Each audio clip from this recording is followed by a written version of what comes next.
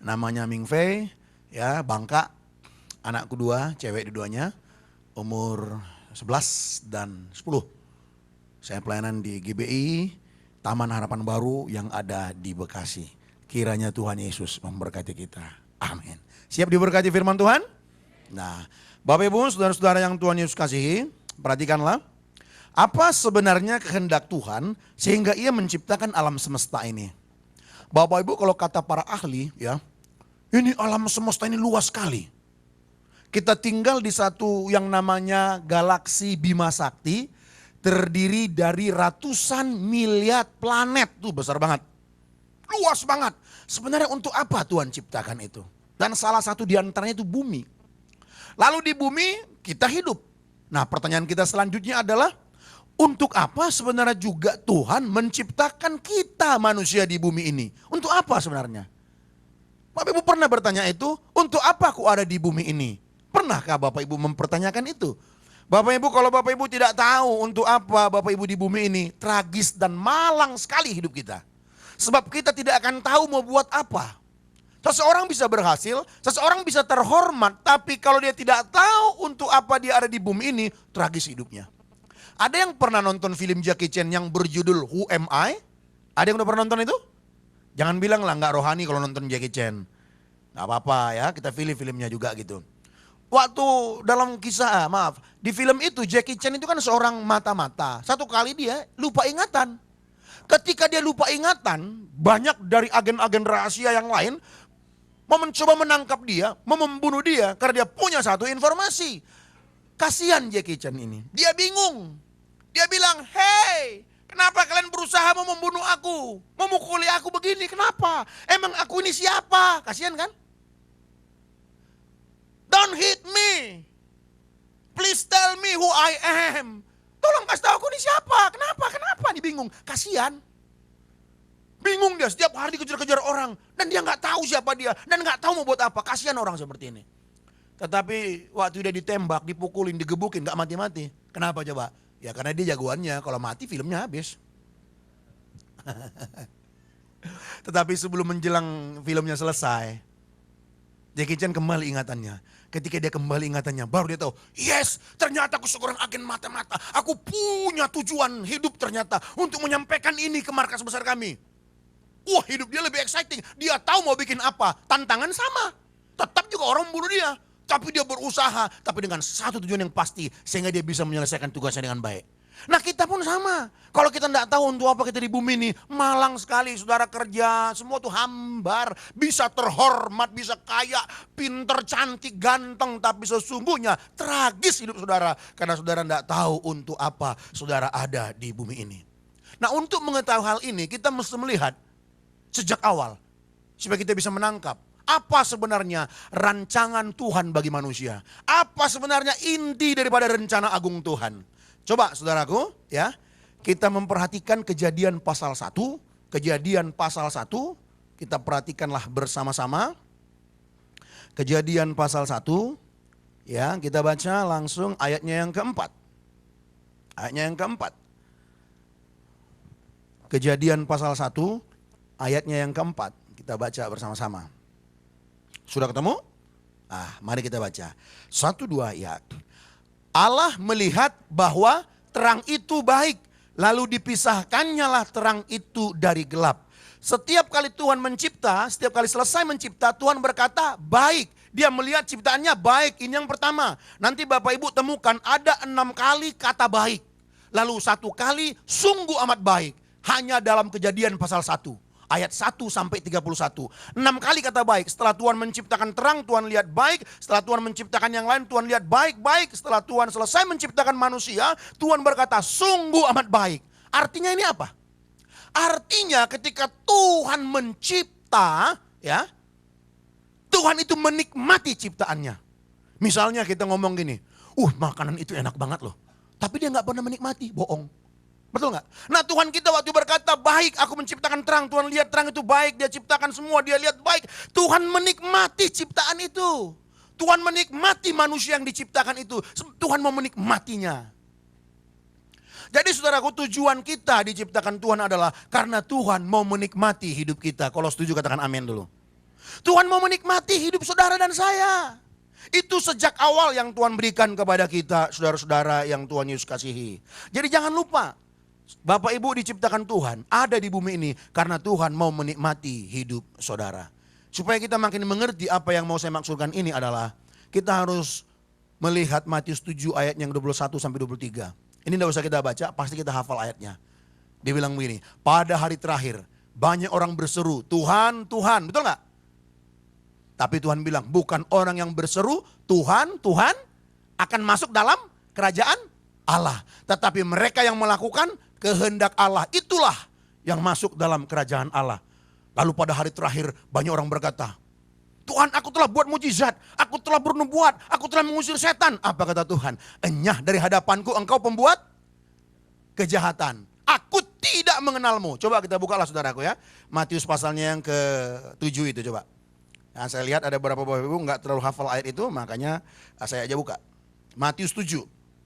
Coba kita lihat ayatnya yang ke-23. Matius pasalnya yang ke-7 ayat 23.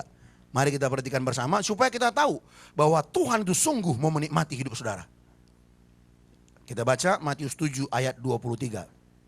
Mari kita baca lagi bersama-sama. 1, 2, ya. Pada waktu itulah aku akan berterus terang kepada mereka dan berkata, apa? Aku tidak pernah mengenal kamu. Enyahlah daripadaku kamu sekalian pembuat kejahatan. Tuh bayangin saudaraku. Lalu orang-orang protes, Tuhan masa sih Tuhan gak kenal saya? Saya rajin kebaktian loh Tuhan. Saya rajin tiap minggu tuh di GBI Mangga 2, WTC Mangga 2. Tuhan masa Tuhan gak tahu tempat duduk saya, masa Tuhan gak tahu sih? Saya rajin baca Alkitab loh Tuhan. Saya udah ngusir setan loh. Saya udah tumpang tangan, menyembuhkan orang sakit. Saya bernubuat. Masa sih Tuhan gak kenal saya? Tuh, coba apa maksud perkataan Tuhan Yesus di sini? Aku tidak pernah mengenal kamu. Masa sih Tuhan gak mengenal saudara? Tahu banget di lahirnya di mana, tanggal berapa, tahu betul gak? Betul gak? Tuhan tahu gak? Jadi maksud Tuhan berkata apa? Aku tidak mengenalmu, itu maksudnya apa coba? Masa sih Tuhan gak kenal kita? Tahu. Nenek moyang kita siapa tahu, tanggal lahir di mana, jam berapa, menit keberapa, detik keberapa dia tahu. Karena dia Allah yang maha tahu. Kalau setuju katakan amin. Lalu apa maksud Tuhan? Aku tidak mengenalmu. Masa sih Tuhan tidak mengenal? Kata mengenal di sini saudaraku, gini, di dalam bahasa Yunani ada 2 kata mengenal atau mengetahui. Yang pertama oida, yang kedua ginosko. Oida itu artinya fullness of knowledge, yang berarti Tuhan tuh tahu segalanya. Dalam arti mengetahui secara lengkap siapa kita ini, seperti saya katakan tadi, tanggal lahir dan sebagainya. Yang satu lagi itu mengetahui atau mengenal dari kata Yunani ginosko. Ginosko itu artinya knowing by experience, yaitu mengenal melalui pengalaman. Nah, yang dipakai di sini aku tidak mengenalmu itu ginosko. Aku tidak ginosko kamu. Artinya apa? Aku tidak mengenalmu lewat pengalaman hidupku bersama denganmu, kata Tuhan. Dengan kata lain di sini adalah aku tidak menikmati hidupmu. Kau berkata boleh rajin kebaktian, kau berkata kau boleh ikut aktif pelayanan, kau berkata kau mengusir setan, kau boleh berkata kau mengadakan mujizat. Tapi sesungguhnya anakku, aku tidak pernah menikmati hidupmu. Karaktermu itu dari dulu tak pernah berubah. Tidak ada karakter Kristus dalam hidupmu, aku tidak pernah menikmatimu. Kalau kau berkata-kata, perkataanmu melukai orang. Sikapmu itu tidak jadi berkat, aku tidak pernah menikmati hidupmu. Bisa ditangkap Bapak Ibu? Itu yang dimaksud di sini, aku tidak mengenalmu. Coba kita dengan anak kita ini bandel, kita nggak bisa menikmati hidup dia, betul nggak? Tapi kalau anak kita itu baik, taat, kita nikmati sekali karakter anak kita. Oh anak, kau tuh baik sekali nak. Lalu kita berkata, Tuhan terima kasih buat anak kayak begini, aku menikmati sekali. Coba pikirkan, kalau sekarang nih Tuhan datang, Tuhan bertanya sama kita, kira-kira Tuhan sudah menikmati hidup saudara nggak? Jawab dalam hati aja lah ya. Jawab sama Pak Pendeta juga nggak ada guna, karena kita juga bisa bohong kok. Tapi kalau Tuhan sampai ke tulang sum-sum kita pun dia tahu. Jawab dalam hati sama Tuhan aja. Pertanyaan saya ulangin sekali lagi. Kira-kira nih Tuhan tanya sekarang. Atau saya bertanya kepada kita. Apakah hidup kita ini dinikmati Tuhan gak sih? Kalau Bapak ini datang, Bapak surgawi datang. Sebenarnya yang Tuhan cari ini. Adakah karakter anaknya Yesus Kristus dalam kita? Itu doang. Gak ada yang lain, bukan dicari siapa yang kaya nih. Siapa yang ganteng nih? Yang kaya, oh sini. Yang miskin sana loh. Yang ganteng-ganteng sini. Yang kurang ganteng sana loh. Begitu Tuhan enggak. Yang dia cari cuma satu. adakah karakter anaknya? Kalau mau jujur saudaraku, seringkali perkataan kita itu melukai. Ngomong sama istri melukai, nyelekit ngomongnya. Kalau nyelekit ngomong biasanya itu cewek ya, ibu-ibu biasanya. Karena ibu-ibu ini kelihatan diem, tapi begitu ngomong, sakit banget omongannya. Nah kalau pria-pria biasanya kalau ngomong tuh kasar, kan gitu. Perkataan kita melukai pasangan, melukai teman-teman kita, melukai anak kita. Anak Tuhan yang baik itu perkataannya tidak melukai. Kalau setuju katakan amin dulu Bapak Ibu. Jadi Tuhan menciptakan kita karena Tuhan mau menikmati. Coba kita buka lagi Yakobus pasalnya yang ketiga nih. Ya. Nih, berkaitan dengan ini ya. Coba saya mengajak kita untuk memperhatikan Yakobus pasal 3. Inilah keanehan kehidupan anak-anak Tuhan juga. Mudah-mudahan enggak ada di sini nih. Ya. Oke, kita baca Yakobus pasal 3 ayat 9, 10, 11 dan 12. 4 ayat ya. Kita baca bersama-sama. Sudah ketemu Bapak Ibu? Ayo, 1, 2, ya. Dengan lidah kita memuji Tuhan Bapa kita. Dan dengan lidah kita mengutuk manusia yang diciptakan menurut rupa Allah. Dari mulut yang satu keluar berkat dan kutuk. Hal ini saudara-saudaraku tidak boleh terjadi demikian. Sampai sini dulu. Aneh bukan? Lewat mulut kita memuji Tuhan, lewat mulut yang satu juga kita mengutuk orang lain. Lewat mulut yang satu ini keluar berkat, lewat mulut ini juga keluar apa? Kutuk. Lalu kata Yakobus, hal ini saudaraku tidak boleh terjadi demikian. Setuju? Saudara ngalamin gak begini? Kemarin baru saya lihat itu. Contoh, ambil handphone saya dulu. Ini pas saya lihat ada orang nih, saya kenal. Ya, manis sekali mulutnya. Halo ya, kamu di mana? Aduh kamu nih lo, Tuhan berkati ya, kamu memang maju terus. Oke, Tuhan berkati ya, oke, bye, God bless ya, God bless. Manis banget ya, udah. Nggak lama setelah itu bunyi lagi telepon, dilihat. Lo yang bener dong kerjanya lo, kalau bisa kerja gue pecat lo. Belum ada jarak semenit dari mulut yang satu bisa makian, bisa berkata God bless. Aneh nggak itu?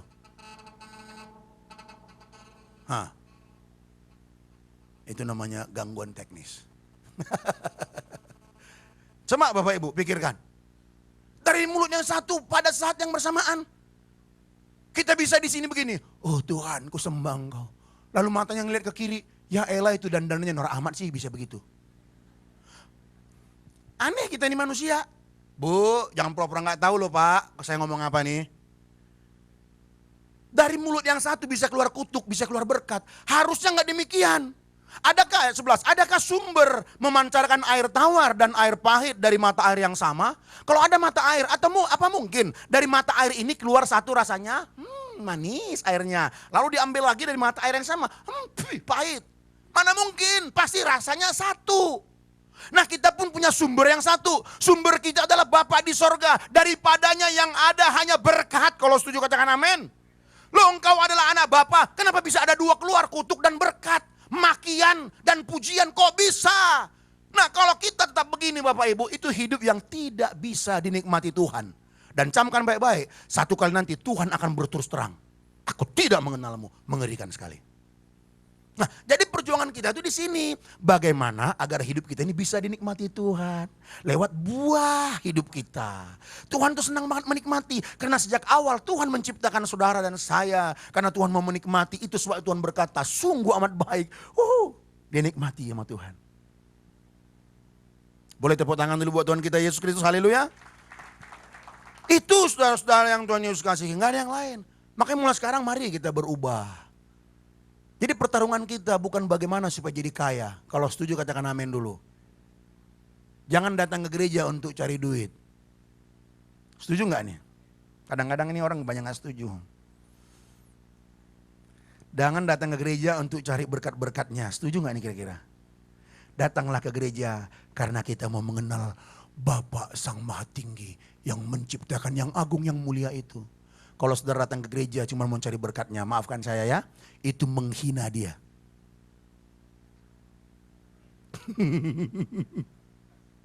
Itu penghinaan sama dia. Anakku, kau menghina aku, anakku. Aku yang menciptakan kau ada, makanya kau ada. Aku pelihara engkau sempurna. Tapi datanglah kepadaku karena kau mau mengenal aku. Siapa aku? Nikmatilah karakterku, nikmati hidupku kata Tuhan. Kuberikan hidupku padamu, nikmati supaya aku bisa menikmati engkau. Karena untuk itulah sejak dahulu, sejak kekalan aku menciptakan engkau. Karena Tuhan mau menciptakan keluarga baginya. Tuhan mau menciptakan keluarga, saudaraku. Tuhan menciptakan keluarga baginya, dia adalah kasih adanya. Lalu dia ciptakan manusia yang segambar dengan dia. Supaya bisa saling berkasih-kasihan. Tuhan mau menciptakan keluarga. Saudara itu keluarganya Allah. Kalau saudara mengaku keluarganya Allah, ayo kita hidup memiliki karakter sebagai seorang anak Tuhan yang pantas dalam kehidupan keluarga Allah. Kalau enggak, Tuhan tidak bisa menikmati kita. Kadang-kadang serem, Tuhan kalau mau berterus terang sekarang lah Tuhan. Kalau nggak hidupku ini masih brengsek, kau lihat Tuhan, berterus terang sekarang. Biar masih ada kesempatan bertobat, betul nggak? Kalau nanti di akhir Tuhan berterus terang, nggak ada kesempatan bertobat loh, tinggal dicemplungin neraka itu. Sekarang masih ada kesempatan. Kenapa Tuhan berterus terangnya nanti? Sekarang dong. Coba lihat saudaraku. Jangan sampai kita tuh merasa tenang, hari-hari kita dosa, setahun 2 tahun dosa, lalu kita 3 tahun dosa, Tuhan gak gebuk kita, lalu kita merasa nyaman. Enggak apa-apa, buktinya nih usaha saya makin maju aja kok. Tunggu tanggal main. Kalau sempat saudara bikin dosa setahun, 2 tahun, 3 tahun, 4 tahun dibiarin Tuhan, harus tanda tanya. Karena Alkitab mencatat, anakku yang kukasihi kusesah. Kenapa dibiarin kita dosa sampai 4 tahun? Tanda tanya. Tuhan kenapa tangisin dirimu? Tadi saya di ruangan saya diskusi sama Pak Tony dan Pak Riki. Kami diskusi sepakat bahwa pergumulan kita sebenarnya apa? Tangisan kita, air mata kita harusnya apa? Begini, Tuhan kok mau benar itu kok susah amat. Kita ini semua mau benar kan, betul gak? Gampang gak benar? Ya, jujur saudaraku, Alkitab itu tak enak bagi kita. Kalau enak biar saya tunjukkan. Alkitab bilang ini, tampar pipi kananmu, kasih pipi kirimu, enak gak? Kalau ada yang bilang enak, sini biar aku tampar. Kalau kau berjalan 2 mil, diminta berjalan 1 mil, jalan 2 mil. Diminta bajumu, kasih semua berserta jaket-jaketmu. Enak gak? Gak enak. Disakitin kamu, ampuni dia. Enak gak suruh ngampunin? Kita disakitin suruh ngampunin. Kagak enak. Jadi Alkitab itu sejujurnya kagak enak bagi kita. Tapi karena itu firman Tuhan, Roh Kudus ada dalam kita. Roh Kudus memberikan kemampuan kepada kita. Karena kita mau dinikmati Tuhan. Iya Tuhan, walaupun aku berdarah-darah, aku ampuni dia Tuhan. Kalau kulihat wajahnya, nek banget aku Tuhan. Pengen mau kujitak itu orang Tuhan. Tapi karena aku mau jadi anak yang baik, supaya Tuhan bisa menikmati hidupku. Tuhan walaupun aku berdarah-darah, sambil nangis dari Tuhan. Berkatin dia, aku ampuni dia. Sampai begitu. Saudara pernah nangis-nangis ngampunin orang? Karena berat, gak mudah. Ada orang disakitin, terima kasih ya kau sakitin hatiku dan berkati ya, ada. Hah? Gak percaya saya itu, jujur aja. Kalau kita disakitin saudaraku. Tadi juga cerita ya Pak, ada kawan kita ya, langsung marah dia kan. Karena dia disakitin, dianggap dia melakukan yang gak senonoh, padahal dia gak lakukan itu. Wah marah dia, gak enak. Gak enak. Aduh kalau bisa ya Tuhan turunkanlah api dari sorga, bakar dia, kalau bisa begitu kita. Karena kita tuh jujur, kita tuh jahat itu karena belum keluar aja. Makanya kita mesti bertarung terus supaya kejahatan kita itu makin hari makin dimatiin. Makin hari makin dimatiin. Sehingga suami sama istri pun melihat. Aduh istriku sejujurnya. Tampak fisikmu tak secantik yang dulu lagi. Sekarang kamu bengkak istriku seperti Doraemon. Dulu slim and beautiful. Tapi sekarang udah kayak Doraemon. Namun meskipun demikian, kau tahu, engkaulah cintaku. Satu-satunya yang kucintai di bumi ini. Aku bangga Tuhan berikan engkau padaku. Seraya kita panggil dia, God bless you. Gitu saudaraku.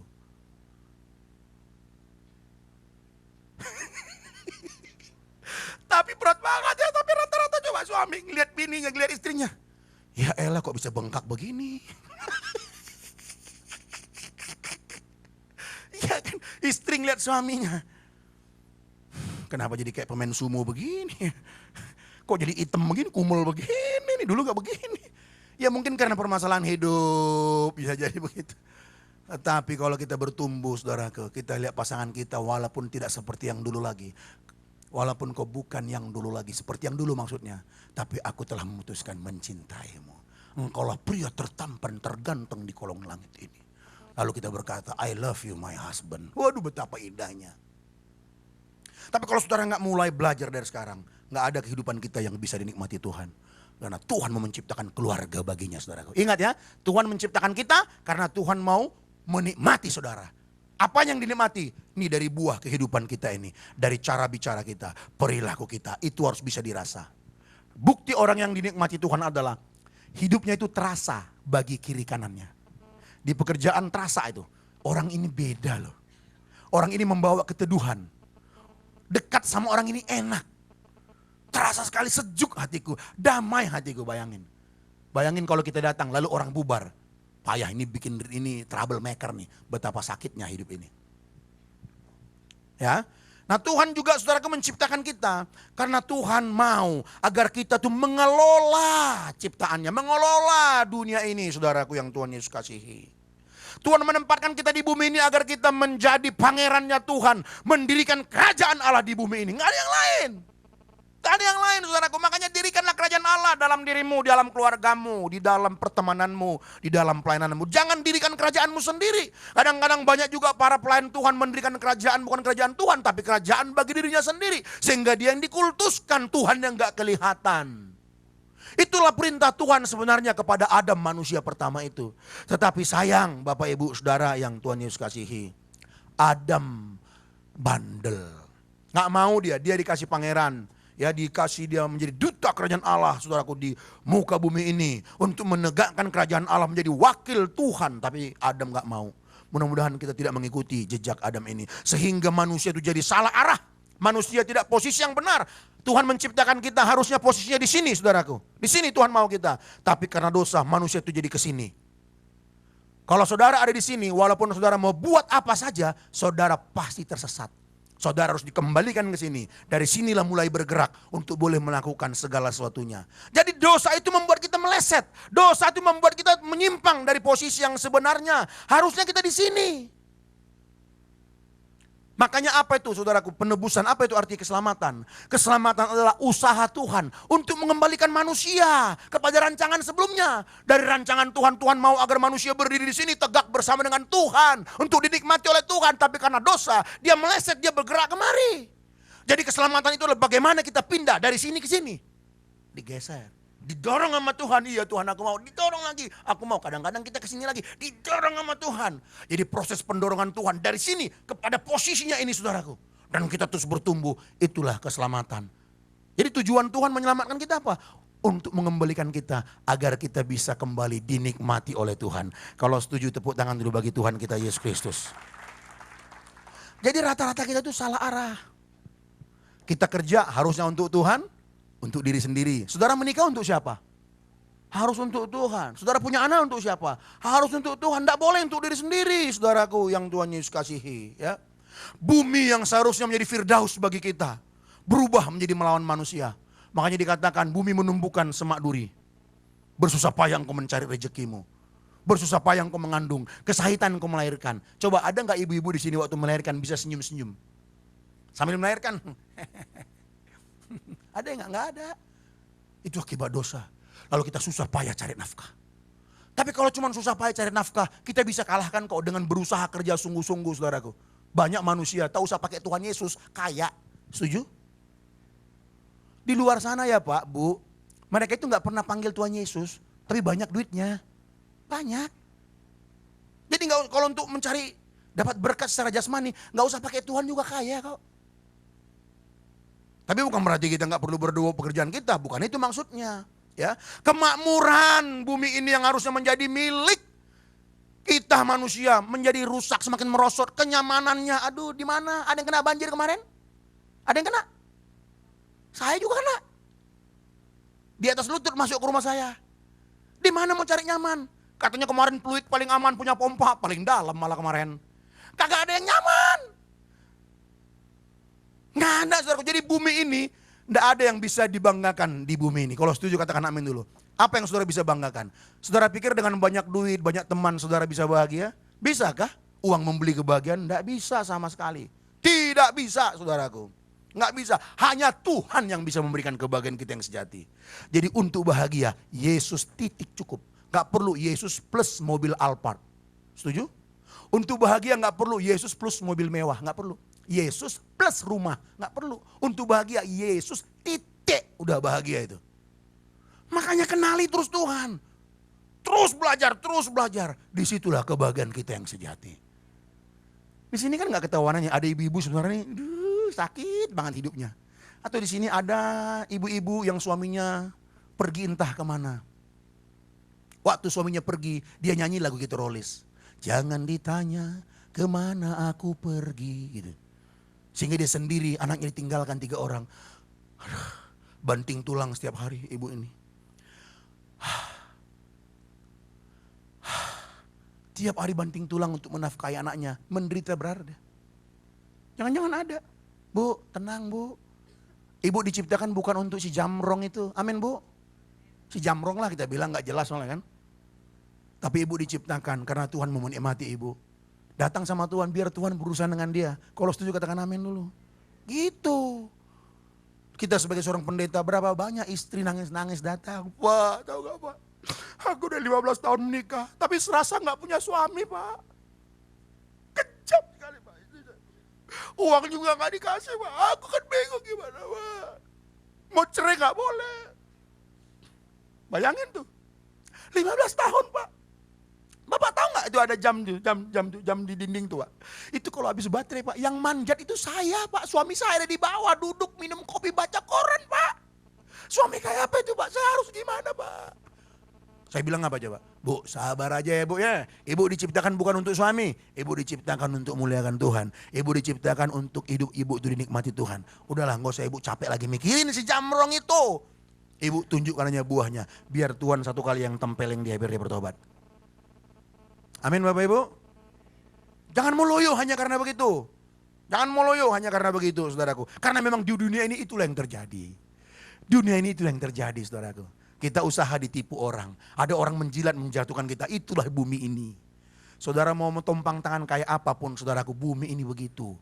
Ya, saudara kita kena banjir tahu nggak? Kita nggak bisa bilang ini Tuhan. Engkau kan maha kuasa. Aku anak-anakmu. Tahan dong suruh malaikat kasih tembok sehingga air nggak masuk rumah. Enak aja enggak. Sifat air itu mengalir dari tempat yang tinggi mencari tempat yang. Kenapa saya banjir? Coba. Karena rumah saya rendah. Titik. Jadi gak perlu saya bilang Tuhan tahan dong Tuhan. Dalam nama Yesus air jalan. Terjadi mujizat kayak Musa dulu ya. Air jalan. Jangan masuk rumah. Jalan. Ya kita buat Tuhan kok jadi kacangan ngurusin begituan. Kenapa sih kalau masuk air tinggal dikuras. Nanti kering lagi betul gak? Tahun depan banjir lagi pak. Kita kuras lagi pak sama-sama. Kering lagi kan? Tahun depan datang lagi, ya kuras lagi. Terus tahun depannya datang lagi dia. Emang kenapa kalau gitu sampai kita mati? Ngeluh. Ah ini bukan anak Tuhan. Saya pastikan orang seperti ini hidupnya tidak bisa dinikmati Tuhan. Nanti hari terakhir Tuhan akan berkata, aku tidak mengenalmu. Kalau kita protes, Tuhan aku rajin melayani loh Tuhan. Aku rajin ibadah dong. Sorry kata Tuhan. Aku tidak ginosko padamu. Aku tidak menikmati hidupmu. Sorry kata Tuhan. Tuhan itu tegas loh. Tuhan itu murah hati tapi tidak murahan. Tuhan itu murah hati tapi tidak murahan. Ya. Bapak Ibu jangan terlalu tegang lihat saya. Apa saya galak ya? Ya bukan lah. Mungkin kalau not saya begini ya karena saya orang Batak lah. Tapi hatiku itu baik lah. Orang Batak itu kayak durian. Begitu kasar banget pegangannya kan. Coba buka bu, manis banget dalamnya. Ketagi kita. Jangan sampai gitulah lihat saya. Yang saya sampaikan ini tidak menyesatkan kok. Yang saya sampaikan ini mendorong kita. Agar kita itu bahwa hidup kita ini pertarungannya itu bukan hal-hal materi. Pertarungan kita bagaimana hidup kita benar. Hidup kita bisa dinikmati oleh Tuhan. Gak ada yang lain. Nah kalau setuju kasih lalu tepuk tangan sama Tuhan kita yang agung itu. Haleluya. Saya ulangin sekali lagi ya. Kemakmuran dunia ini merosot. Kenyamanan dunia ini merosot saudaraku. Dan pada akhirnya nanti bumi yang kita diamin sekarang ini. Nih yang kita injak-injak ini saudaraku. Satu kali ini akan dihancurkan oleh Tuhan. Para ahli bilang ya, ini kan bumi nih. Ini bumi ya, bumi. 30 sampai 50 km ke bawah, kata para ahli, itu api. Api itu. Api itu sedang berusaha terus sampai ke permukaan, terus. Alkitab bilang apa? Ayo kita baca. Jadi ilmuwan tuh sama Alkitab tuh nyambung juga ya. Coba kita lihat ya. 2 Petrus coba, 2 Petrus pasal 3. 2 Petrus pasal 3. 2 Petrus pasal 3.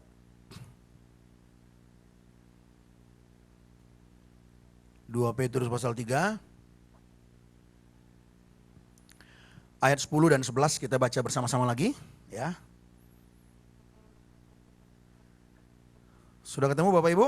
Ayo baca dengan keras ya. 1, 2, ya. Tetapi hari Tuhan akan tiba seperti pencuri. Pada hari itu langit akan lenyap dengan gemuruh yang dahsyat. Dan unsur-unsur dunia akan hangus dalam nyala api. Dan bumi dan segala yang ada di atasnya akan hilang lenyap. Setuju ya? Langit dan bumi itu akan dihanguskan dalam nyala api. Jadi bumi tempat kita sekarang yang sudah rusak karena dosa, dia sedang merosot kepada kehancurannya, saudaraku. Dengan kata lain, hidup di bumi ini bukanlah hidup yang nyaman. Saudara mau kemana? Mau ke luar negeri kayak, mau ke dunia mana kayak, saudaraku ke Australia, ke Amerika, kemana kayak. Tidak ada tempat yang bisa membuat saudara tenang dan nyaman. Tidak ada. Hanya di dalam Tuhanlah, menikmati Tuhanlah kita bisa tenang, saudaraku. Nah kalau kita tahu bahwa dunia ini tidak menjanjikan apa-apa, saudaraku, bagi kebahagiaan kita. Bukan membuat kita jadi pesimis tentunya. Ya ternyata begitu, bukan jadi loyo. Tetapi respon kita adalah ayatnya yang ke-11. Kita baca ayat 11 dari 2 Petrus pasal 3. 1, 2, ya. Jadi jika segala sesuatu ini akan hancur secara demikian, betapa suci dan salehnya kamu harus. Itu dia. Jadi kalau kita tahu bahwa dunia ini gak menjanjikan sama sekali, saudaraku. Dunia ini menuju kepada kehancurannya, saudaraku. Berarti apa? Betapa suci dan salehnya aku harus hidup.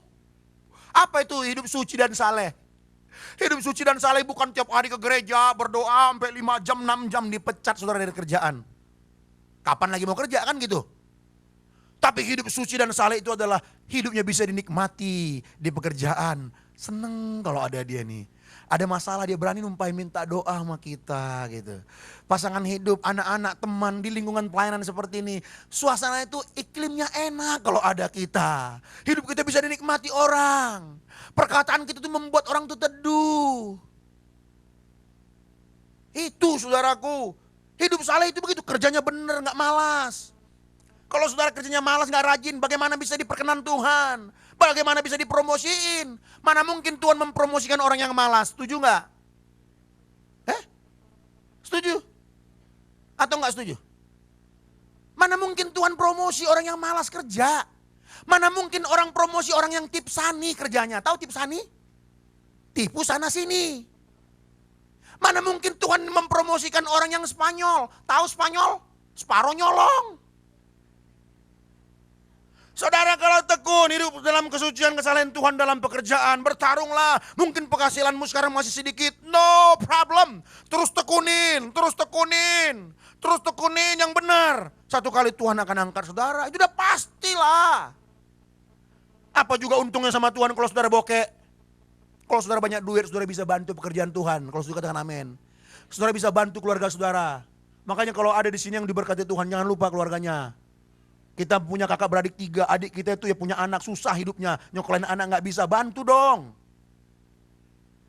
Ada berapa di keluarga saya perhatiin, itu anak adiknya sendiri susah sekolahnya. Dia banyak uangnya, gak mau tolongin loh.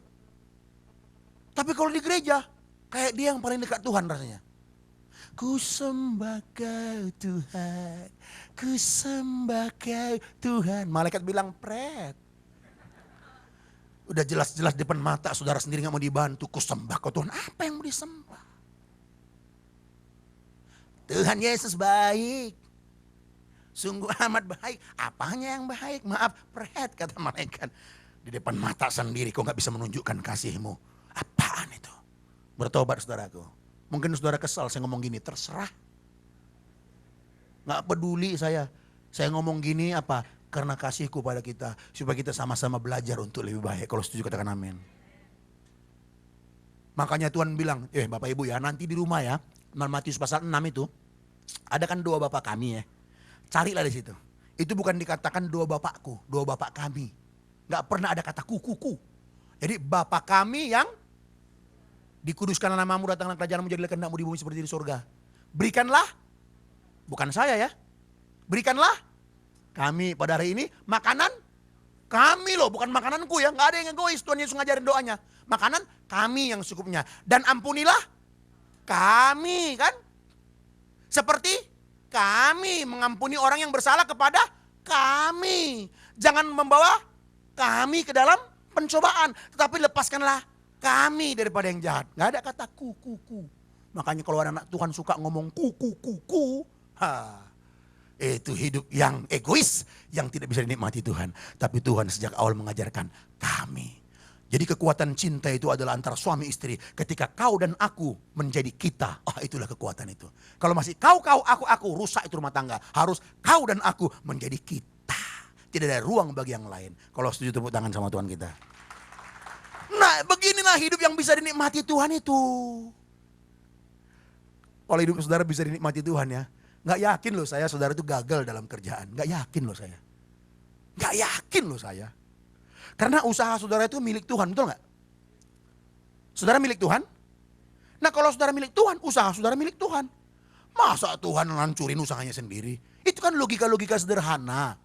Yang sebenarnya membuat kita itu gak perlu gemetar walaupun usaha lagi menurun. Tuhan ini lagi menurun nih Tuhan. Kemarin saya lagi ada kebaktian saya, pimpin kebaktian di daerah Tanjung Barat sana. Sharing sama seorang bapak, gimana Pak? Aduh Pak lagi hancur Pak. Emang Bapak main apa? Dia main apa tuh, import daging. Dari Australia ada masalah apa gitu, jadi di-cut apa saya nggak ngerti. Ya saya pendeta nggak terlalu ngerti itu hitung-hitungan bisnisnya. Wah tenang, jangan gusar. Alah, gitu, jangan gusar. Pemain keyboard tadi pinjam dong satu orang tadi ini. Saya suka, coba pinjam satu orang dong. Satu orang aja, mana tadi dia? Ayo. Iya, nggak apa-apa kan sambil nyanyi kan? Iya, karena biasa orang Batak tuh hobi nyanyi juga sih. Enggak, ini di mana-mana saya nih, apalagi kalau baru pertama kali saya suka nih sampein yang beginian ini. Coba lah dari D minor ya, saudaraku ya, D minor. Saudara pernah dengar Johnny Iskandar? Artis tahun 80-an. Dia kayak semi dangdut lah. Jreng.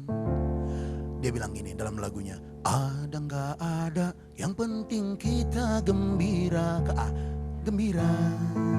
Ada nggak ada, yang penting kita gembira. Ada nggak ada, yang penting kita gembira. Ada nggak ada, yang penting kita gembira. Kalau mau tepuk tangan aja, jangan ragu-ragu. Emang suara saya dijamin halal bagus, tenang aja. Jamin halal deh. Saudaraku, jangan pakai ayat firman Tuhan dulu ya.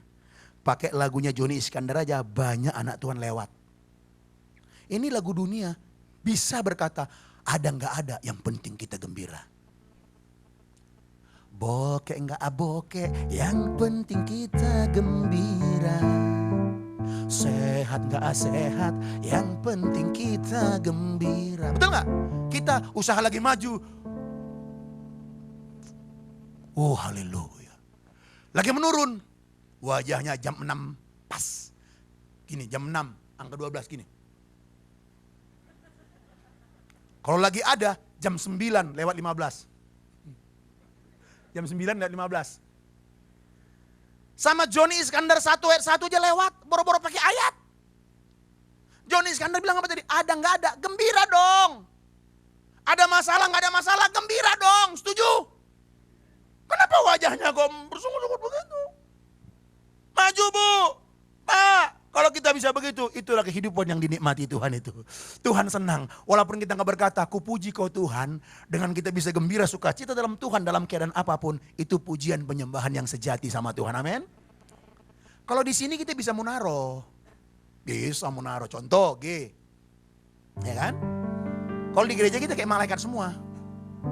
Kau yang terindah. Kayak paling dekat Tuhan kan? Di dalam hidup ini tiada Allah Tuhan yang seperti Engkau, besar kasih setiamu kepadaku. Di gereja hari Minggu, Senin sampai Jumat, sampai Sabtu. Di rumah galaknya bukan main, nyakitin suaminya, nyakitin istrinya, nyakitin temannya. Begitu masuk gereja, Ku sembah Kau. Nggak cocok. Nyanyiannya sama kelakuan nggak cocok. Makanya malaikat-malaikat muntah-muntah dengar nyanyian kita. Kan persembahan kita katanya kan seperti bau harum naik ke sorga gitu. Ini bukan bau harum tapi bau busuk. Karena kelakuan sama ucapannya nggak sama. Setuju nggak nih? Jadi malaikat menciumnya.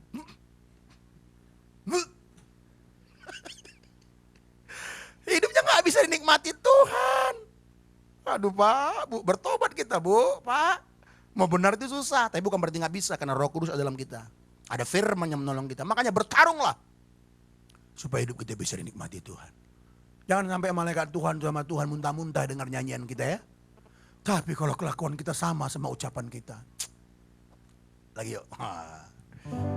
Ku sembah Kau ya Allahku. Naik ke surga. Ku tinggikan nama-Mu selalu. Semua lidah akan mengaku Engkaulah Yesus Tuhan Rajaku. Sama kelakuan sama nyanyiin. Betul-betul dalam sehari-hari pun memang kita menyembah Tuhan lewat sikap kita. Malaikat Tuhan itu dan Tuhan mencium. Wangi sekali. Malaikat udah kelamaan ngontrak, kasih dong rumahnya. Tipe 42 aja gak apa-apa. Tipe 42 dulu, jangan buru-buru mau gede dulu nanti sombong. itu sepeda motor ada sumber tetanus, ganti sama yang baru deh. Tuhan bisa ganti kan? Betul nggak saudaraku? Jadi nggak usah pusing situ. Yang penting cari Tuhan, berjuang hidup saudara dinikmati oleh Tuhan. Jadi yang waktu sakit belum sembuh juga harus bersuka cita. Mujizat masih ada, setuju, betul nggak? Tapi apakah semua disembuhkan Tuhan? Belum juga kan? Kalau belum disembuhkan udah jangan marah-marah sama Tuhan. Jangan bilang ini, Tuhan, aku tuh kulihat dia sembuh kok aku belum. Kejam Engkau Tuhan. Mulai hari ini Tuhan, selamat tinggal deh. Ditinggalin Tuhan cuma karena belum sembuh. Ya elah. Janganlah Pak. Kalau setuju tepuk tangan dulu buat Tuhan kita Yesus Kristus. Iya. Nah saudaraku, kalau dunia ini akan hancur sedemikian rupa, betapa suci dan salehnya kita harus hidup. Amin saudaraku. Sekali lagi kiranya kebenaran ini tidak membuat kita jadi pesimis atau patah semangat. Tapi sebaliknya membuat kita bergairah. Kalau dunia ini memang tidak bisa menjanjikan apa-apa. Betapa suci dan salehnya. Karena satu kali nanti Tuhan hancurkan bumi kita sekarang ini. Tuhan kasih langit baru dan bumi yang baru. Supaya kita bisa sampai di sana. Kalau kita bisa sampai di sana Bapak Ibu. Gak ada lagi banjir. Gak ada kesusahan. Itu yang saya tunggu saudaraku. Saya gak tahu saudara nunggu dunia yang mana. Kalau saudara fokusnya di bumi ini. Berarti saudara gak nunggu langit baru-baru. Nanti Tuhan akan berterus terang. Aku tidak mengenalmu. Makanya tepat sekali lagu lama itu. Ini lagu lama nih. Oh Yerusalem, kota mulia. Tahu lagunya kan? Hatiku rindu ke sana. Tak lama lagi sama-sama. Tak lama lagi Tuhanku datanglah. Langsung potong aja. Bawa saya masuk sana. Jadi kita ini musafir, lagi jalan pulang ke rumah Bapak. Jalan. Oh Yerusalem. Ada banjir, gak masalah. Kota mulia. Dihina orang karena bokeh, gak apa-apa. Hatiku rindu. Ditinggalkan istri, tenang. Ke sana.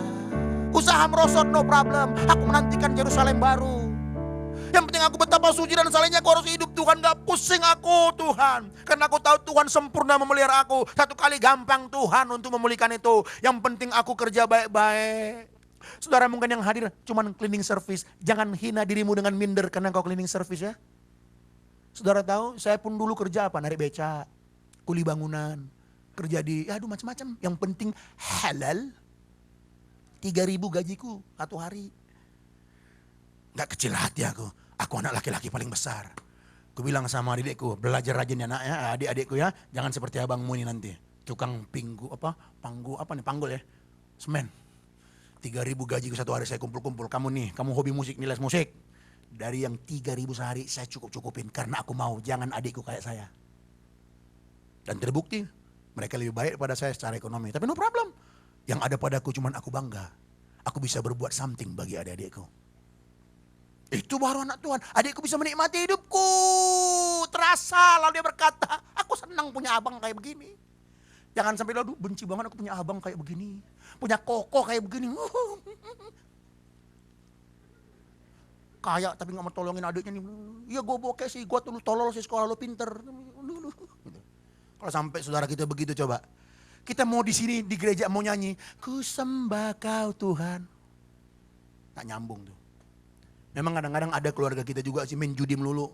Gimana Pak gue bantu di judi melulu? Ya udah kalau udah berulang-ulang begitu ya udah kasih pelajaran. Nggak. Ini dia baik kok. Cuman ekonominya yang rendah. Pekerjaannya yang simple begitu. Saling tolong menolong lah.